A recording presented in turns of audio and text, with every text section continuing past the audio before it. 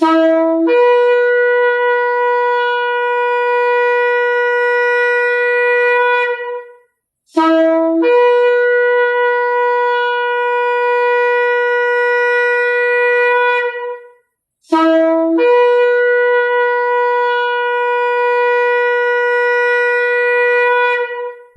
RPK yang dikasihi Tuhan dimanapun Anda berada, Shalom Beshem Yeshua HaMashiach, salam sejahtera dalam nama Yeshua HaMashiach, dalam nama Tuhan Yesus Kristus Juru Selamat kita. Selamat mengikuti siaran Tekiyah, Telaah Kata Ibrani Alkitabiah bersama Gembala Benyamin Obadiah, Ketua GKMI Gereja Kehilat Mesianik Indonesia. Tekiyah adalah cara peniupan shofar seperti yang didengar tadi. Siaran Tekiyah dimaksudkan untuk menggali kebenaran Alkitab dari bahasa dan masyarakat Ibrani yang menjadi persemayan tumbuhnya iman Kristiani kita yang berasal dari tanah perjanjian Israel di Timur Tengah. Saudara dapat mengajukan pertanyaan ke 0812 9912 430 untuk mendapatkan jawaban dari perspektif mesianik. Shalom Pak Ben. Shalom Wira, shalom sahabat RPK dimanapun Anda berada. Hari ini kita akan membahas kata Ibrani Meshikhiyim. Dalam bahasa Ibrani dieja Mem, Shin, Yud, Het, Yud, Yud, Mem, Sofit. Dibaca Meshikhiyim, artinya pengikut Mesias. Meshikhiyim, pengikut Mesias Kristen bagian 2. Kisah Para Rasul 11 ayat 26. Mereka tinggal bersama-sama dengan jemaat itu 1 tahun lamanya sambil mengajar banyak orang. Di Antiochialah murid-murid itu untuk pertama kalinya disebut Kristen, Meshikhiyim Kristianoi. Di bagian pertama kita sudah membahas bahwa melalui seruan mesianik Yeshua, para rasul mengabarkan kabar baik, Evangelion, ke seluruh dunia. Salah satu rasul, Saul Paulus, yang juga diutus pergi kepada bangsa-bangsa, melakukan perjalanan misi ke Asia Kecil, Yunani, dan Roma.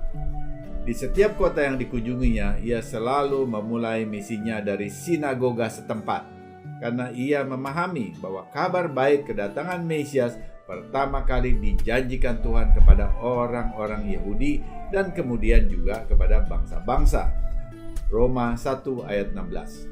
Tetapi setelah bangsa-bangsa mulai diterima, komposisi demografi gereja berubah drastis. Bahkan di akhir abad pertama, sebagian besar kaum Kristen adalah orang bangsa-bangsa, dan setelah itu kepemimpinan gereja dengan cepat bergeser dari orang Yahudi kepada bangsa-bangsa non-Yahudi.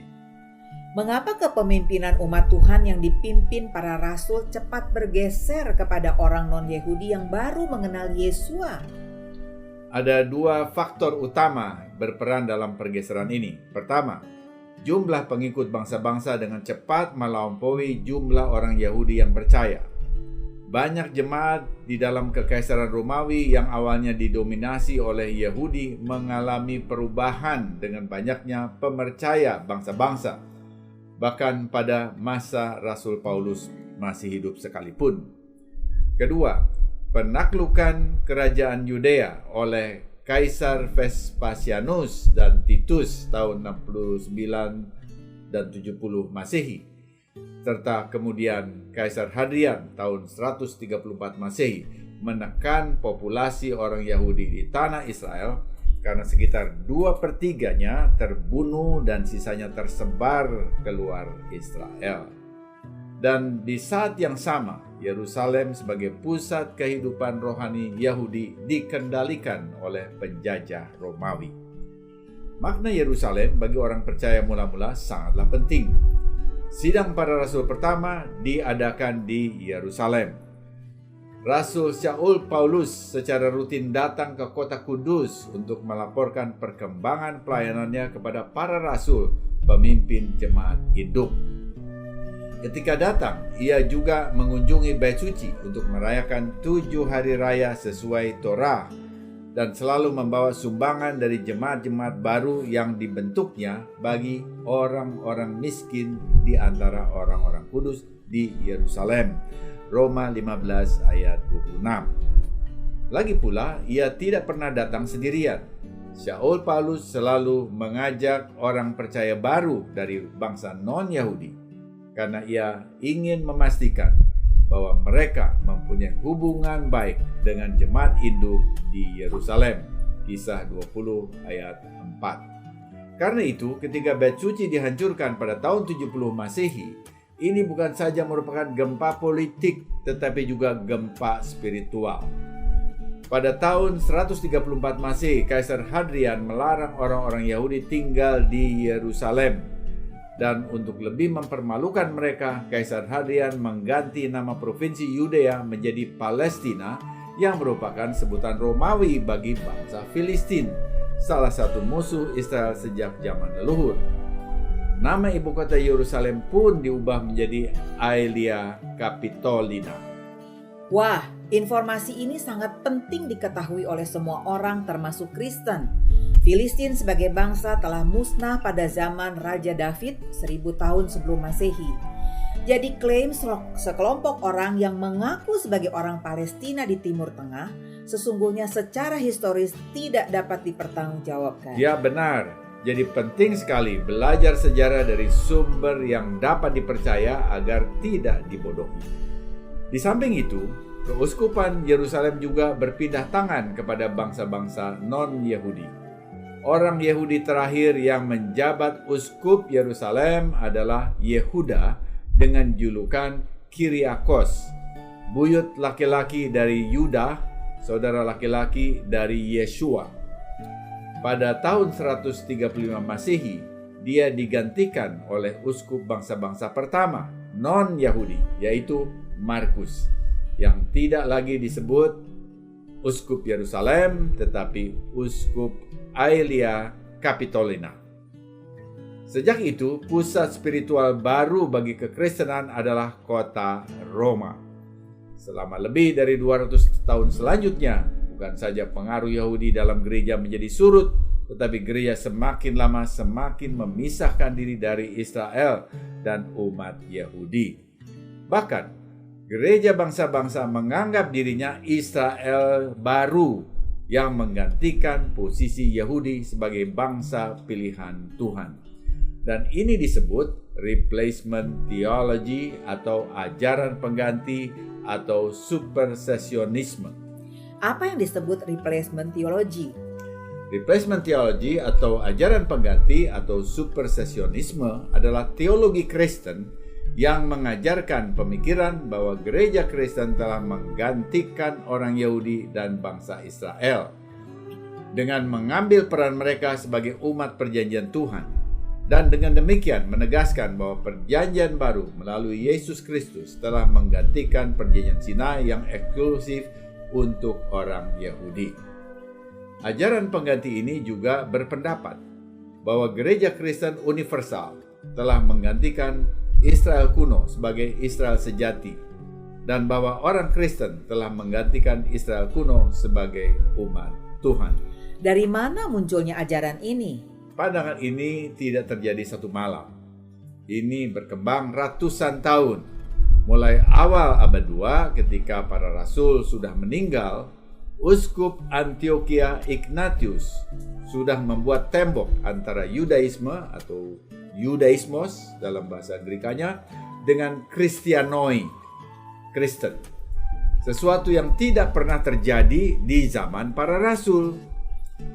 Kaisar Konstantinus dalam surat kepada kumpulan uskup barat dan timur peserta konsili Nicea tahun 325 menulis, di satu pihak adalah kewajiban kita untuk tidak memiliki apapun yang sama dengan para pembunuh Tuhan atau junjungan kita. Kita harus tidak memiliki apapun yang sama dengan orang Yahudi. Tulisan ini dimuat di dalam tulisan Eusebius Vita Konstantin. Perhatikan, umat Yahudi disebut pembunuh Tuhan oleh Konstantinus. Gagasan antisemitis ini merupakan salah satu pendorong yang kuat untuk pemisahan Kristen dari Yahudi. Apakah pikiran ini benar? Sama sekali tidak benar. Yang memaku Yesua ke kayu salib itu bukan orang Yahudi, tetapi serdadu Romawi yang adalah tentara sebangsa dengan Konstantinus sendiri. Di samping itu, tidak ada seorang pun yang dapat mengambil nyawa Mesias Yesua bila ia tidak menyerahkannya sendiri, seperti yang dikatakannya dalam Yohanes 10 ayat 17 dan 18. Bapa mengasihi aku, oleh karena aku memberikan nyawaku untuk menerimanya kembali. Tidak seorang pun mengambilnya daripadaku, melainkan aku memberikannya menurut kehendakku sendiri. Aku berkuasa memberikannya dan berkuasa mengambilnya kembali. Inilah tugas yang kuterima dari Bapa. Selanjutnya, banyak pemimpin Kristen non-Yahudi menyuarakan semangat antisemitis, anti-Yahudi. Antara lain, John Chrysostom, abad 4, presbiter dari Antioquia, yang menulis Homilies Against the Jew, khotbah-khotbah melawan orang Yahudi. Jerome, abad 4 dan 5, mencela orang-orang Yahudi sebagai ular dengan model Yudas. The Free Dictionary Encyclopedia. Agustinus dari Hippo, abad 4 dan 5, percaya bahwa orang Yahudi sesungguhnya merupakan bagian dari rancangan besar Tuhan. Tetapi karena penolakan terhadap Yesus, orang Yahudi menjadi terkutuk. Mereka ditentukan untuk hidup tertekan dan menyedihkan sebagai tanda ketidaksukaan Tuhan pada mereka dan untuk menunjukkan kemenangan Kristen atas Judaisme. Banyak pemimpin gereja yang dijuluki bapak-bapak gereja lainnya bersuara senada, termasuk Justin Martyr. Judaisme rabbinik memandang ajaran pengganti sebagai serangan terhadap sejarah Yahudi. Searah dengan ajaran teologi pengganti, ada pemikiran Islam mengajarkan bahwa ajarannya adalah ekspresi terakhir dan paling otentik dari monoteisme Ibrahim. Islam menggantikan Judaisme dan Kristen. Di sini kita melihat bahaya betapa ajaran pengganti yang tidak alkitabiah itu telah membuka jalan bagi pemikiran lain yang justru menganulir kekristenan secara keseluruhan. Sungguh ajaran yang tidak dapat diterima oleh umat yang semakin sehat dan semakin cerdas. Para pemimpin gereja bangsa-bangsa merumuskan posisi teologis gereja, semakin menyudutkan bahkan menyingkirkan Yahudi sebagai umat perjanjian. Bila orang Yahudi mau menerima Yesus, mereka harus meninggalkan keyahudiannya dan memeluk agama Kristen dengan salah satu tanda, yaitu harus bersedia makan babi, meninggalkan hari raya Alkitabiah seperti Sabat, Pesak, Shavuot, dan Sukkot, serta menggantinya dengan ibadah minggu, dan merayakan hari raya Kristen dalam budaya Eropa seperti Easter pakai telur dan kelinci, Christmas dengan Santa Claus. Uskup Cyprian dari Carthage abad 3 di Afrika Utara bahkan melangkah lebih jauh dengan membuat doktrin yang dalam bahasa Latin berbunyi extra ecclesiam nulla salus. Di luar gereja tidak ada keselamatan. Padahal Yesua HaMasyiah berkata, keselamatan datang dari bangsa Yahudi. Yohanes 4 ayat 22. Bila dicermati, doktrin di luar gereja tidak ada keselamatan berasal dari proses penggantian bangsa Yahudi dengan gereja dalam ayat tersebut, dengan membaca keselamatan datang dari gereja, dan yang dalam bentuk negatif menjadi di luar gereja tidak ada keselamatan. Dalam sejarah, doktrin ini diklaim oleh gereja tertentu. Perhatikan, doktrin yang banyak membuat perpecahan di lingkungan umat Kristen sendiri ini ternyata berlandaskan teologi pengganti, replacement theology. Di abad 20 terjadi perkembangan yang menarik dalam rekonsiliasi Kristen Yahudi. Gereja Katolik Roma telah meningkatkan penekanan pada kesamaan sejarah antara kekristenan dan iman Yahudi. Paus John 23 yang mendorong Konsili Vatikan II tahun 1960 mengubah pemahaman doktrin Gereja Roma Katolik dengan menyangkal pemikiran orang Yahudi adalah pembunuh Tuhan. Ini disangkali oleh beliau. Ini merupakan pemikiran teologi antisemitik yang menghantui gereja-gereja Kristen arus utama mainstream. Paus John 23 ternyata sangat bersimpati kepada orang Yahudi, bahkan sampai menyelamatkan banyak orang Yahudi dari Holocaust di Eropa. Sesudah kemerdekaan Israel, umat Yahudi yang percaya Yeshua sebagai Mesias yang disebut Yahudi Mesianik bertumbuh dengan pesat. Dr. Erez Sores dari One for Israel yang lahir di Israel mengatakan pada tahun 1948 hanya ada 23 orang Yahudi Mesianik saja di Israel. Namun jumlah ini terus berkembang hingga pada saat ini ada sekitar 30.000 orang Yahudi Mesianik di Israel. Walaupun jumlahnya masih tidak besar. Ini menunjukkan pertumbuhan eksponensial 1.300 kali dalam 75 tahun. Ada beberapa faktor yang mempengaruhi pertumbuhan demografis, imigrasi, dan penambahan orang Yahudi yang percaya Yeshua sebagai Mesias pertama kalinya. Searah dengan perkembangan itu, Dr.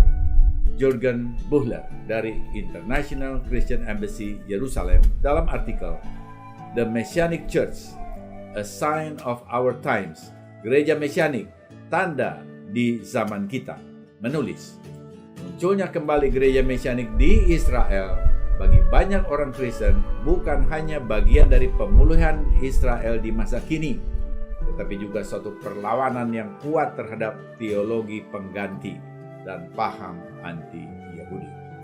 Benar sekali. Perkembangan ini penting dan perlu terus didoakan. Tetapi banyak ahli teologi bertanya di masa kini, bagaimana Perjanjian Baru memandang jemaat Yahudi Mesianik? Kita harus melihat sejarah. Jemaat Yerusalem dalam kitab Kisah Rasul adalah jemaat Yahudi dalam lingkungan Judaisme yang percaya Yesus sebagai Mesias. Perjanjian yang diperbaharui tak mempunyai masalah dengan penyelamatan orang Yahudi. Mereka lebih tepat disebut Yahudi Mesianik dan bukan Kristen karena gaya hidup mereka yang berbeda dari orang Kristen modern abad 21. Pertanyaan mereka di abad pertama justru terbalik dari pertanyaan tersebut. Jemaat pertama di Yerusalem yang terdiri dari orang-orang Yahudi percaya justru bertanya, karena juru selamat adalah Mesias Yahudi, bagaimana bangsa-bangsa bisa selamat? Tuhan menjawab dengan penyelamatan Cornelius, lengkap dengan kepenuhan Roh Kudus. Bangsa-bangsa selamat sama seperti orang Yahudi oleh anugerah Tuhan melalui iman, namun tanpa harus disunat. Sesudah percaya dan dibenarkan, diminta hidup kudus sesuai Torah sebagai pedoman hidup kudus. Sering diklaim oleh orang-orang Kristen bahwa pemikiran gereja menggantikan Israel berasal dari Rasul Paulus dalam Perjanjian Baru. Apakah benar demikian? Banyak orang melekatkan pemikiran pribadinya kepada Rasul Paulus secara sepihak. Paulus sebagai rabi Israel yang percaya Yeshua tidak pernah menepis orang sebangsanya seperti yang ditulisnya dalam Roma 9 ayat 3 dan 4. Bahkan, aku mau terkutuk dan terpisah dari Kristus demi saudara-saudaraku, kaum sebangsaku secara jasmani. Sebab mereka adalah orang Israel. Mereka telah diangkat menjadi anak dan mereka telah menerima kemuliaan dan perjanjian-perjanjian dan Torah dan ibadah dan janji-janji. Bahkan Paulus sendiri menegaskan identitasnya sebagai seorang Israel dari suku Benyamin yang menyatakan pesan simbolik kepada gereja di kota Roma bahwa Tuhan tidak pernah menolak umat pilihannya. Roma 11 ayat 1. Paulus dan para rasul lainnya tidak pernah menyangkali identitas Yahudi mereka meski mereka memperjuangkan bangsa-bangsa untuk diterima ke dalam tubuh Mesias. Bagi mereka, Israel tetap yes. dan bangsa-bangsa juga yes. Ini adalah cara berpikir siklis Ibrani yang berbeda dari cara berpikir Yunani Romawi yang linier. Pola pikir linier hanya mempunyai kombinasi yes and no saja. Sementara pola pikir Ibrani dapat menerima yes dan yes. Dalam pemahaman Paulus, sejarah keselamatan itu bagaikan sebuah pohon zaitun asli. Pohon yang indah ini tumbuh dari akar iman Abraham yang dipegang oleh orang-orang Yahudi dengan pengharapan mesianik. Kemudian Paulus memahami bahwa Tuhan juga membuka ruang pada pohon itu untuk bangsa-bangsa. Beberapa cabang dari pohon zaitun sejati, yaitu orang Yahudi, dipotong sebagian supaya cabang zaitun liar, yaitu bangsa-bangsa, dapat ditempelkan sehingga mereka dapat menghisap kekuatan dan pengharapan dari akar pohon zaitun asli iman mesianik. Paulus melihat proses ini sebagai pemenuhan janji Tuhan kepada Abraham. Olehmu semua kaum di muka bumi akan mendapat berkat. Kejadian 12 ayat 3, Galatia 3 ayat 8. Tetapi perlu dicermati, penggantian cabang asli dengan cabang liar ini tidak permanen. Karena Paulus meyakini Tuhan akan menempelkan kembali cabang zaitun asli yang dipotongnya itu. Paulus bahkan sangat menekankan arti penting menempelkan kembali cabang zaitun asli itu. Dalam Roma 11 ayat 12 dia mengatakan suatu kebenaran yang luar biasa, sebab jika pelanggaran mereka berarti kekayaan bagi dunia dan kekurangan mereka kekayaan bagi bangsa-bangsa lain, terlebih-lebih lagi kesempurnaan mereka. Amin. Kembalinya cabang zaitun asli pada pohonnya menyatakan kuasa kebangkitan yang berasal dari Tuhan. Oleh karena itu, pengkhotbah seperti John Wesley abad 18 memandangnya sebagai katalis untuk kegerakan rohani yang dahsyat yang akan datang. Dengan demikian, fokus seharusnya diarahkan pada bagaimana gereja dapat memberi ruang dan peran untuk orang percaya Yahudi yang baru muncul sebagai tunas muda. Gereja perlu berdiri bersama mereka, baik dalam doa maupun persahabatan dan dukungan, sambil menyadari keunikan era kita di masa kini. Oleh karena itu, sambil terus mendukung umat Yahudi secara umum, kita juga menyadari adanya hubungan dan persahabatan yang tak terpisahkan dengan saudara-saudari Yahudi Mesianik, khususnya yang ada di Israel. Sikap dan tindakan ini akan membantu melindungi gereja bangsa-bangsa dari teologi pengganti dan sekaligus bersaksi bahwa janji kekal Tuhan sesungguhnya adalah ya dan amin di dalam Yesua, seperti yang tertulis dalam 2 Korintus 1 ayat 20. Sebab Mesias adalah ya bagi semua janji Elohim. Itulah sebabnya oleh dia kita mengatakan amin untuk memuliakan Elohim. Sungguh kita sedang hidup dalam masa yang menakjubkan. Semoga siaran ini memberkati saudara. Informasi bagi saudara. Ibadah Syabat Ibrani Mesianik disiarkan secara live streaming di YouTube setiap Sabtu jam 10 waktu Indonesia Barat. Untuk mendengar ulang semua program Tekiah, kunjungi dan subscribe kanal Kehilat Mesianik di YouTube. Menyongsong Hari Raya Pesak, Gereja Kehilat Mesianik Indonesia menyelenggarakan jamuan Seder Pesak pada tanggal 5 April 2023 jam 18 bertempat di Restoran Sinar Lestari, Kemayoran. Daftarkan diri Anda kepada Rahel di 0816 4815 944. Dalam konferensi Sufu dengan tema Syufu, kembali ke akar iman bersama Kristen Yehudi yang akan diselenggarakan pada tanggal 16-17 Juni di Hotel Century Park, Senayan, Jakarta Pusat, Rabi Yitzhak Sapira yang percaya Yesua akan membukakan pentingnya kekristenan terhubung kembali ke akar Yehudi iman kita di akhir zaman, guna menyongsong kedatangan kedua Mesias Yesua sebagai Raja Mesias yang memerintah segala bangsa. Agendakan kehadiran Anda dalam konferensi Sufu di Jakarta dan nikmati berkatnya yang sungguh luar biasa. Bila saudara diberkati oleh siaran Tekiah dan mau kembali memberkati siaran ini, saudara dapat mengirimkan dukungan dengan menghubungi Happy di 0811 910 814. 0811 910 814. Sesudah narasi ini kita akan mendengar lagu rohani Masyiah ben David, Mesias anak David. Datanglah segera Mesias anak David, Masyiah, Masyiah, Masyiah ben David. Di akhir zaman ini, baik Kristen maupun Yahudi sama-sama menunggu Masiah ben David, yaitu Mesias yang memerintah sebagai raja atas bangsa-bangsa. Mari kita saling dukung satu sama lain untuk menyongsong Raja Mesias kita bersama. Amin. Tiba saatnya saya Penatua Ira Obadiah dan Gembala Benyamin Obadiah mohon diri dari ruang dengar saudara. Sampai jumpa pada siaran mendatang. Yesua keselamatanku, Torah kesukaanku, menuju kepenuhan bangsa-bangsa. Shalom, shalom.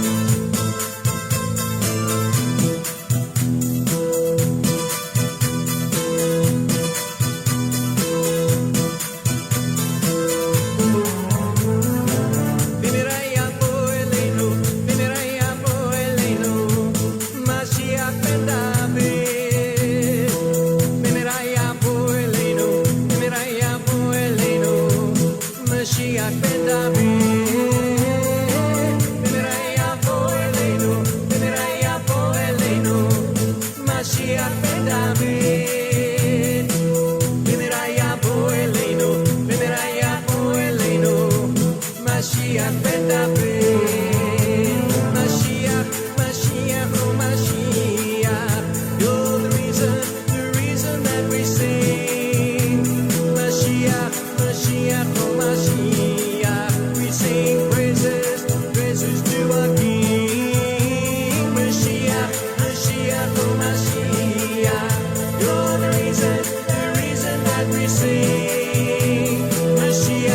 Mashiach, oh Mashiach, we sing joyous praises to our King. Bemeraya poeleno, Mashiach ben David. Bemeraya poeleno, Mashiach ben David. Bemeraya poeleno, Mashiach ben David.